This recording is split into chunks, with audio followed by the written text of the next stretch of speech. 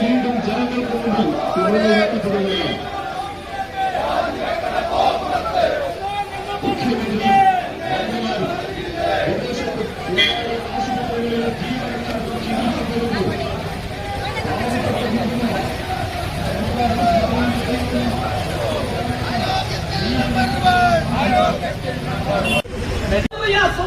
ജനദ്രോഹികൾ മാത്രമല്ല, രാജ്യദ്രോഹികളാണ്.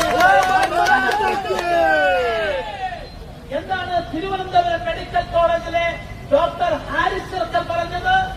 മരുന്ന് വാങ്ങാൻ കാശില്ല, ആശുപത്രി ഉപകരണങ്ങൾ വാങ്ങാൻ കാശില്ല എന്ന് സങ്കടത്തോടുകൂടി പറഞ്ഞപ്പോൾ ഇവിടെ പാക്ക് ചാരപ്രവർത്തി നടത്തുന്ന ജ്യോതി മഹോത്രക്ക് കാശ് കൊടുക്കാൻ റിയാസിന്റെ പക്കൽ കാശുണ്ട്.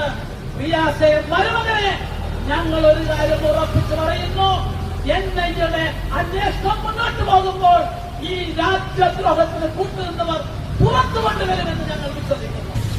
അവർ മരിച്ചതല്ല, ബിന്ദുവിനെ കൊന്നതാണ്. കേരളത്തിലെ ആരോഗ്യമന്ത്രി വീണ ജോർജും അതുപോലെ തന്നെ മാസപ്പടിയെല്ലാം ദുബായിൽ കൊണ്ട് ഇൻവെസ്റ്റ് ചെയ്താൽ മലയാളി അറിയും. അതുകൊണ്ട് അങ്ങ് ന്യൂയോർക്കിൽ കൊണ്ടുപോയി ഇൻവെസ്റ്റ് ചെയ്തതാണ് എന്ന് ഞങ്ങൾ സംശയിക്കുന്നു. കേരളം കണ്ട ഏറ്റവും വലിയ അഴിമതിക്കാരനാണ് പിണറായി വിജയൻ. ആ അഴിമതി ഭരണത്തിൽ കേരളത്തിൽ ആരോഗ്യ മേഖല എന്തിലേക്കുള്ളതാണ്? ഈ ആരോഗ്യ മേഖലയെ രക്ഷിക്കാനുള്ള ഒരു പോരാട്ടത്തിലാണ് ഭാരതീയ ജനതാ പാർട്ടി.